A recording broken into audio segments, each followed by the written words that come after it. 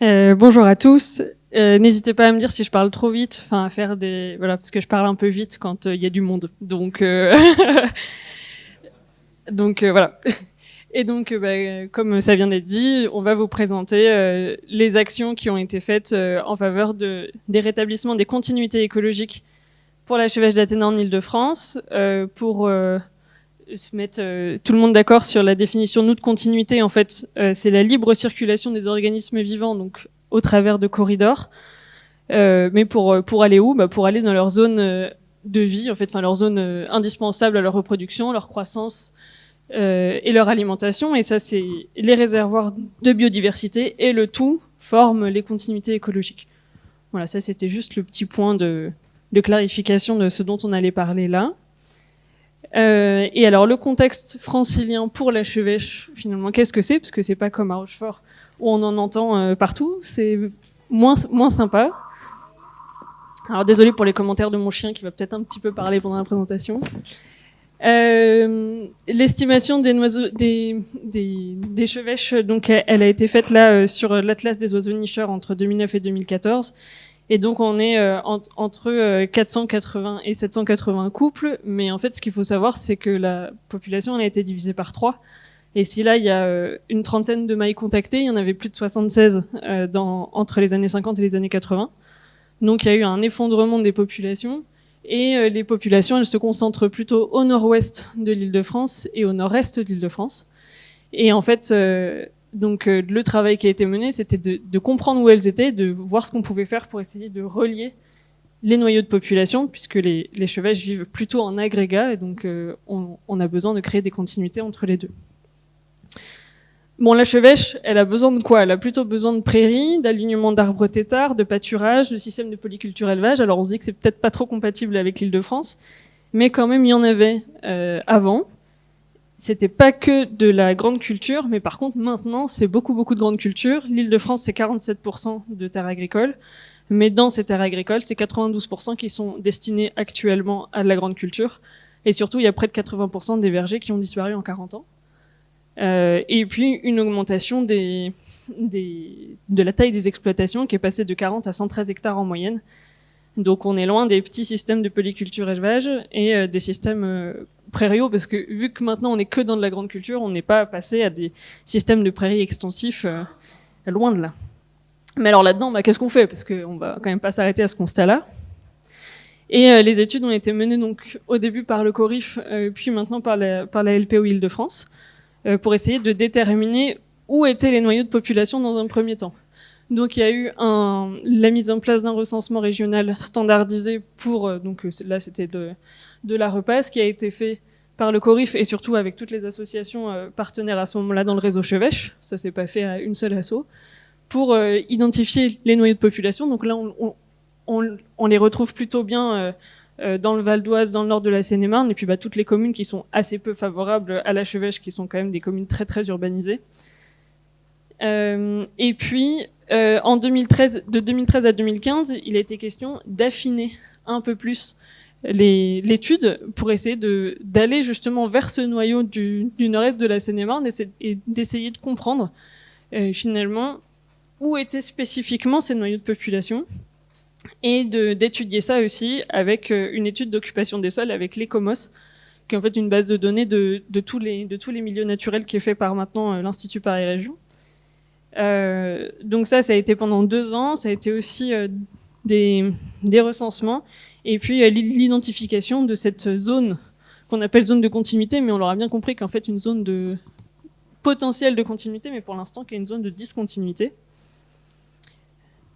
Et entre 2017 et 2020, donc les points qui avaient été contactés à la repasse là sur les différentes années, ils ont été repris, et là c'est la méthode d'adaptive sampling qui a été utilisée. En fait, c'est les points qui avaient été contactés, ça devient les points de niveau 1.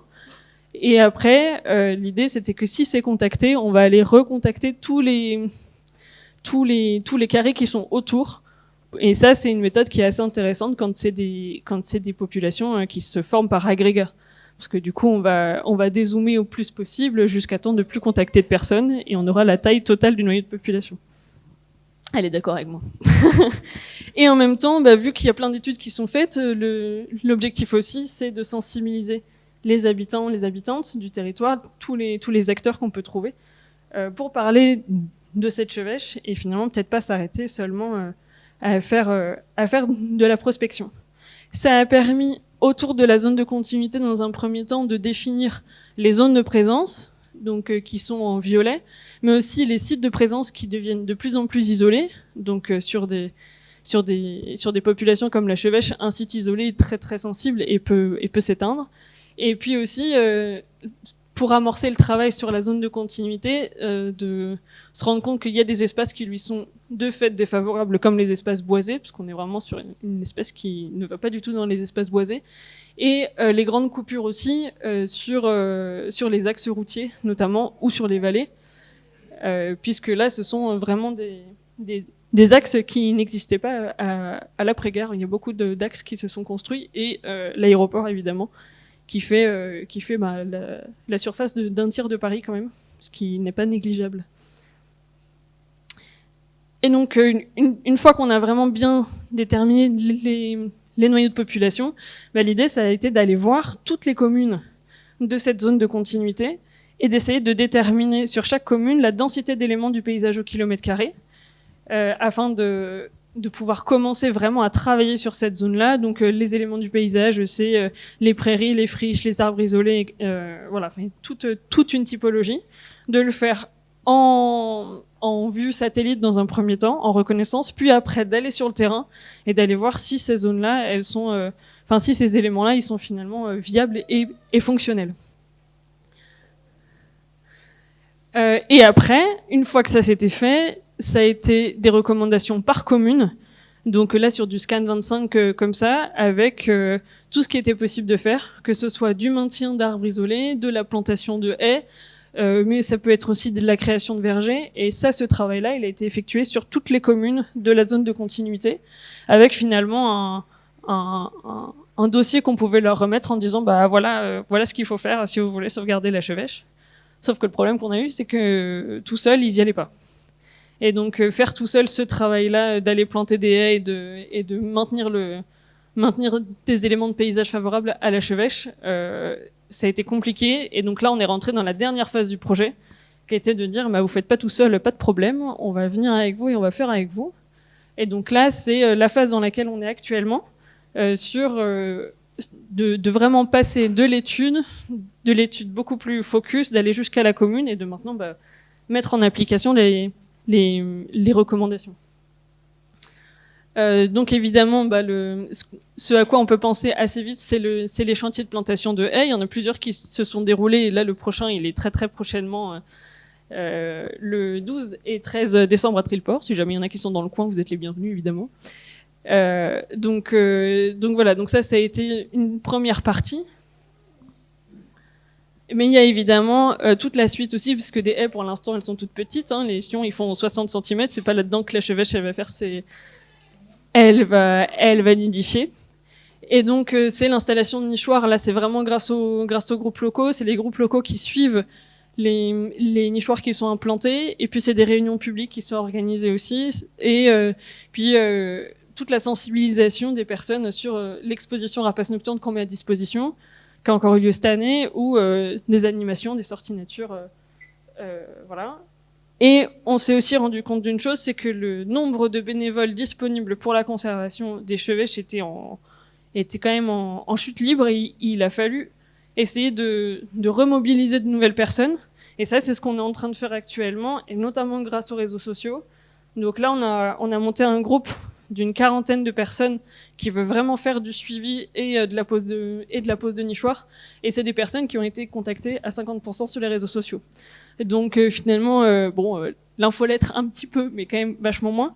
Mais c'est surtout que maintenant, on a besoin d'utiliser les nouveaux canaux de communication. Et là, pareil pour le chantier, finalement, on a eu énormément de personnes aussi qui sont passées par là. Donc, dans une perspective de renouvellement des groupes locaux et des bénévoles, on va essayer ce filon-là pour continuer tout notre travail entamé sur la chevêche. Voilà, merci beaucoup.